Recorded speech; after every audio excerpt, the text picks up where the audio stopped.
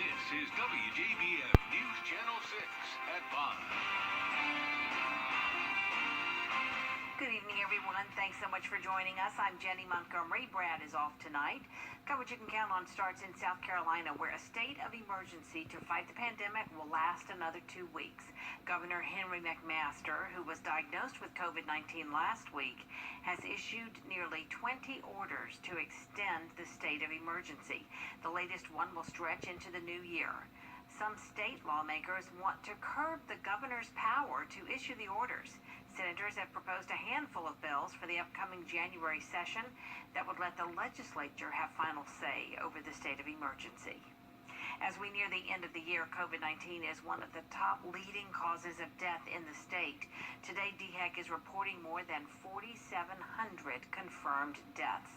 For context, these are the top leading causes of deaths in 2019, according to the State Health Department. Heart disease and cancer will most likely remain the top causes of deaths in 2020, but COVID-19 could surpass accidents. One of the state's top doctors is weighing in. And in South Carolina, in the past couple of weeks, it has been the #1 cause of death, outstripping heart disease, cancer, the #1 cause of death in South Carolina right now. The state has seen more than 275,000 confirmed cases to date. 2 weeks ago, Americans started rolling up their sleeves to get the COVID vaccine, and millions are waiting for their turn. News Channel 6's Chloe Salsameda tells us who's next in line. Thousands of healthcare workers have already gotten the coronavirus vaccine here in Augusta. So, who's next? The CDC says essential workers like grocery store employees need to be next in line because they're on the front lines every day.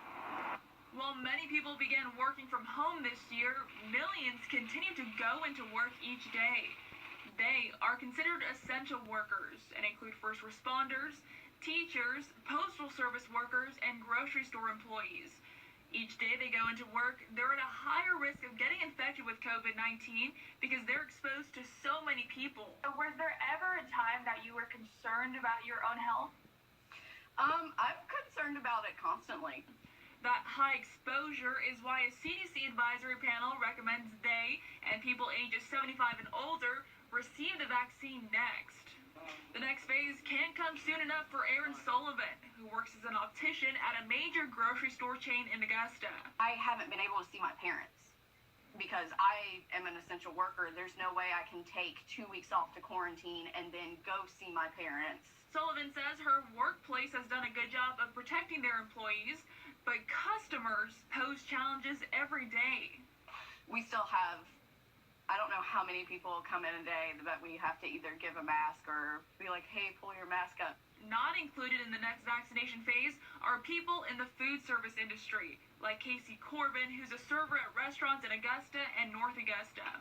This year has been especially difficult for Corbin.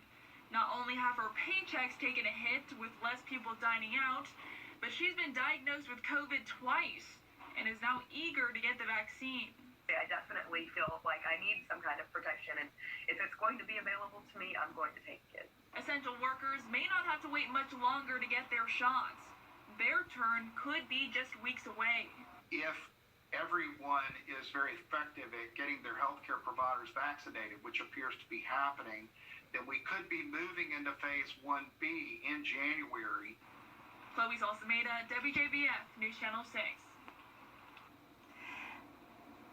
Some much-needed financial aid is now on the way to millions of Americans struggling with the effects of the pandemic.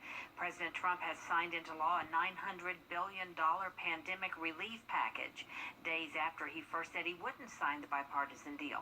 The bill gives $600 to every qualifying American, while the president has been asking for $2,000. Some lawmakers are also calling for more money, but that likely won't pass in the Senate. It's unclear how soon Americans will get their stimulus checks, but Treasury Secretary Steve Mnuchin says it could be a matter of days for some. Tim. Well, Jenny, we've had a lovely